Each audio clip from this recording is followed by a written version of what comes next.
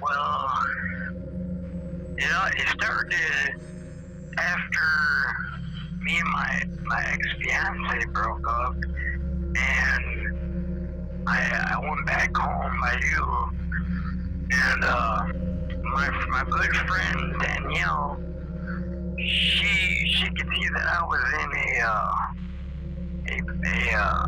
I was hurt, I was down, and she knew that I wouldn't sleep with her sober, so she would come by our house every weekend with a bottle of E&J brandy and a case of Milwaukee's Best Ice beer. And she would get me really drunk before I would sleep with her. She did this for a while, for a long time. She was doing it for Lizzie. She was doing it for well over half a year before, well, I'll get to it. We moved then to 31st and Green Ave off of 27th and Ramsey in Milwaukee County. And right across the street from my ex's kids that I helped raise up, that I love dearly, right across from them, and I would see them come out and play in the yard out there, and they'd be like, Jamie, why'd you leave? Come home.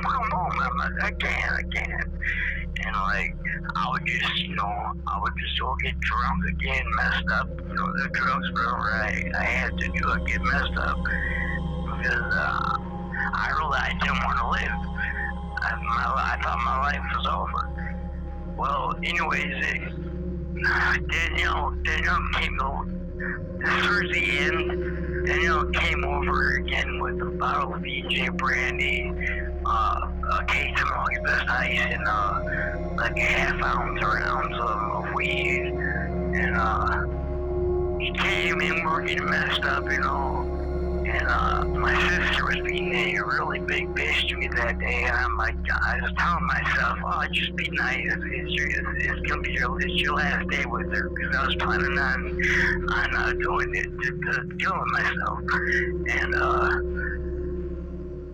like Sarah was talking to, like, arguing with Danielle. She took her car keys and she came up to me. She's like, Jamin, take these. Don't give them to Danielle. Don't let her drive home. She's drunk. I'm like, all right. I took her keys. I'm like, step one down. I went upstairs in the kitchen, threw them on top of the refrigerator, but they went behind the refrigerator. So, like, I was down in the basement all night. Everybody went to bed, but Danielle and me were down there. So I'm like, I went upstairs to get the keys. I flung the fridge over to the side and grabbed the keys and moved it back. And I walked in. As soon as I walked into the living room, right by the basement door, it opened, and here comes Danielle. She's like, where are you going? I'm like, oh, I had to think fast. I'm like, well, I'm just going to smoke a cigarette. And she's like, well, I'll join you. So she went outside with me. We were sitting on the stoop.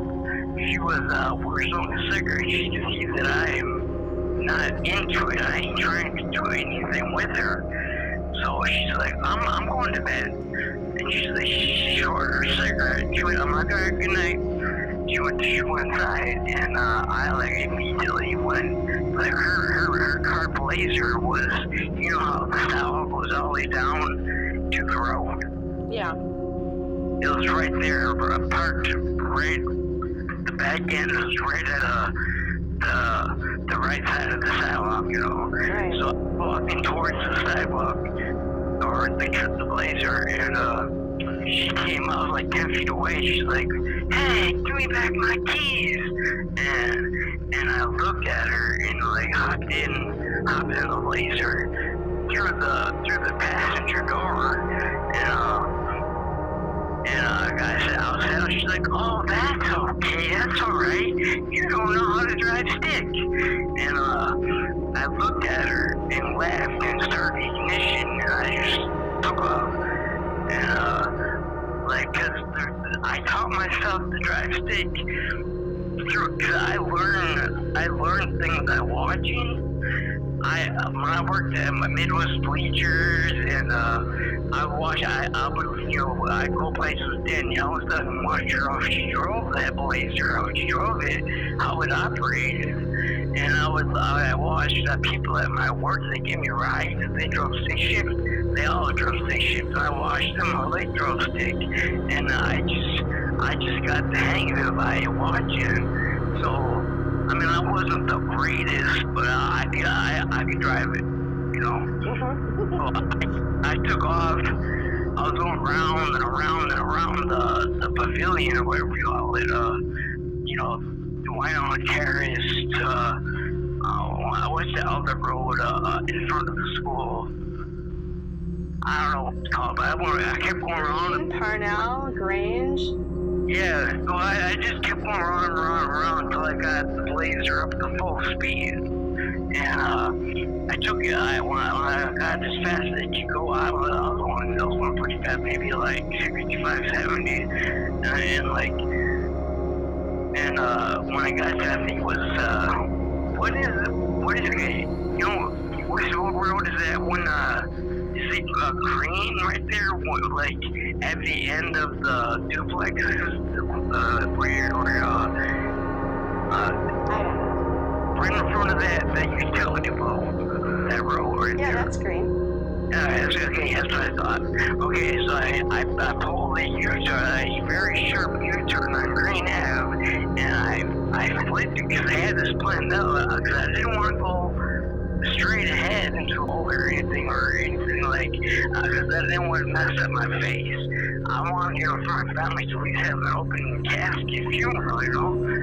So I pulled a U-turn for it, and I rolled the Blazer, ran over a light pole, and then I hugged. That was my intentions were to hug the utility pole. I did before the side of my head would hit, you know, go through the windshield, the window, and go, you know, get damaged, die that way, not forward, but side to my left side. And that's what happened. I mean, I accomplished it, and well, that's what happened. Like, and then you can tell the rest. You know the rest. I mean.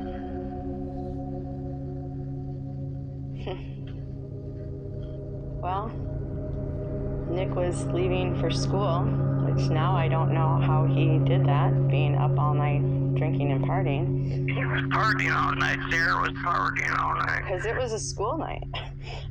I was asleep. Sleeping. Anyway, yeah, I was making breakfast, and Nick was leaving, and I was standing at the door with them, and we could hear it sound like they were cutting trees down, and we heard sirens, and he said, "Mom, it sounds really bad." He said, "I think you should pray." Now, Nick never talked like that. Nick never asked me to pray in his life. I mean, but it did sound bad. To the point where here it was November, it was cold, I was barefoot, I had no bra on, I'm in bleach-stained clothes, you know, making breakfast for my kids, trying to get them out the door, but it was so bad we went to go look. And as I got closer, I could see Danielle, and she was screaming, "He's not breathing! He's not breathing!" And at that point, I just started running towards her, and I saw the blazer that I'd given her, and you were covered in a yellow sheet, and they were cutting your body out of the car, and I just dropped to my knees, and I put one hand towards you and one hand towards God, and I screamed, "Breathe in the name of Jesus. Jamin will live and not die. There'll be no permanent damage." And at that point, I could see in 3 different realms. I could see what was going on. I could see your future.